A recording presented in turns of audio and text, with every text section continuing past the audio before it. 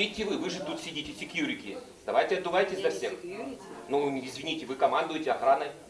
Вот молодой человек не представляется, кто он, что он из себя представляет. Ни фамилии, ни имени, ни бейджика. Кто это такой вообще в галстуке? Вообще это делегат. Делегат? Сыктывкарского местного отделения. Да. Сыктывкар? Очень приятно видеть Сыктывкар, который блокирует проход коммунистам. Вот Сыктывкар. Молодец, Сыктывкар. Еще. И дайте другим делегатам.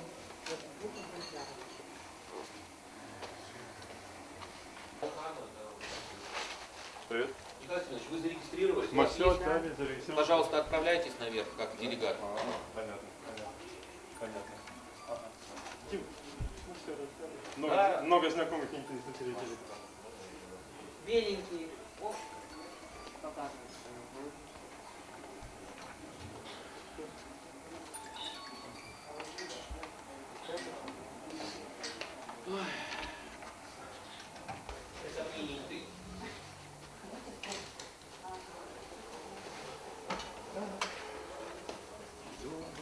Вот так, есть неуважаемые люди у нас в партии, и данные неуважаемые люди пытаются блокировать таких же коммунистов, как они. Это бред.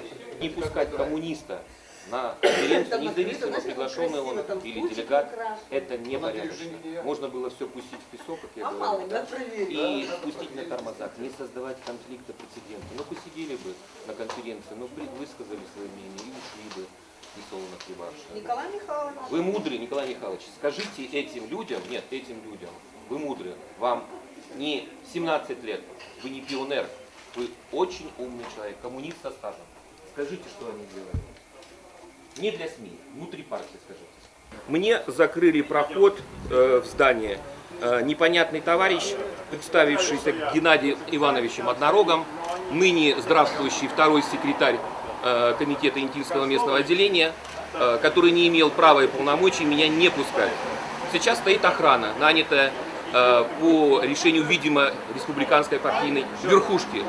Я считаю, что это номенклатура, которая сегодня должна уйти в отставку. Шулепов и Михайлов являются открытыми предателями идей КПРФ Республики Коми. Я приехал сюда, попытался довести мнение. Вот все, что мы можем, это раздаем листовки внутри партии, раздаем и доводим, пытаемся довести свое мнение до делегатов, которые будут принимать это решение. Возможно, это кому-то не нравится. Я полагаю, что это не нравится Шулепову, не нравится Михайлову, которые реально на сегодняшний день не управляют ситуацией, а продолжают раскол.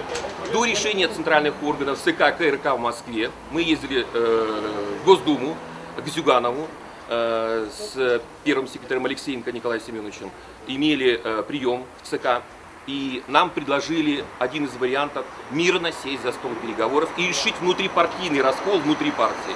На сегодняшний день этот раскол продолжают сами первые секретари республиканской партийной организации. В данном случае комментарий 7/7, который дал Михайлов до решения Москвы на сегодняшний момент, оно показывает раскол внутри партии. В Инте была распространена листовка «Правда Инты», которая говорит только об одном.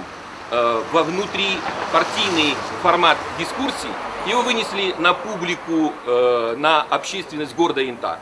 5000 экземпляров на хорошей холщовой бумаге. Республика никогда и партийная организация никогда не имела таких денег. На сегодняшний день деньги были выделены, дабы опорочить, сломать первого секретаря Алексеенко, второго секретаря Волкову, отстранить их от партийного руководства, ну и продолжить этот раскол. Значит, в угоду интересов Единой России действует Шулепов и Михайлов. Требую их отставки.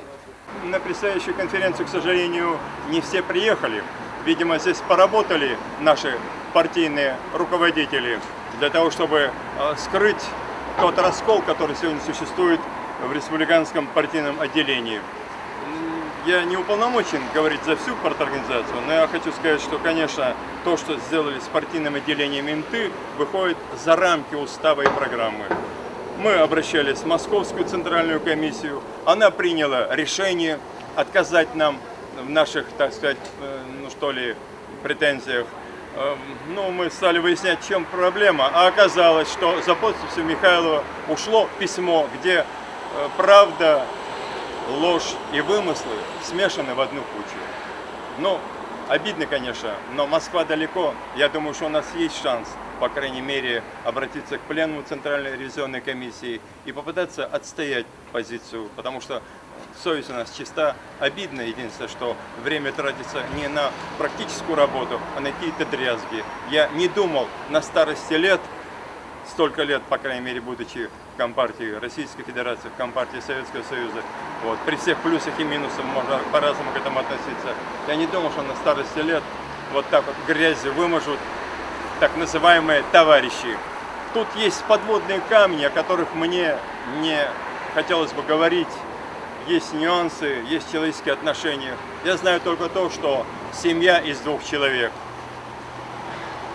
хочет пройти в депутаты. Но у нас есть там товарищи, у 2 есть желание отомстить. 2 у нас там есть женщины. 2 женщины есть, которые просто спят и видят, как бы отомстить. Ну а остальные уважаемые и неуважаемые товарищи, кто-то ошибочно, может быть, поддерживает их, кто-то, может быть, заблуждается, а кто-то, может быть, сознательно. В любом случае, партийная организация «Инты» сегодня расколота. У нас, по сути дела, двоевластие. Вот. Но я думаю, что жизнь идет вперед. Обидно только, повторяюсь, что мы тратим время не на работу, а на эти дрязги. А представьте, пожалуйста, как вас зовут? Моя фамилия Алексеенко Николай Семенович. Я секретарь, первый секретарь Интинского местного отделения КПРФ.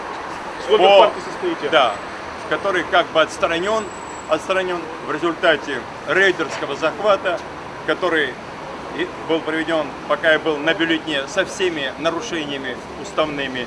Но, говорят, у кого много прав, тот и прав. К сожалению, в нашей партийной организации республики, к сожалению, произошло вот так.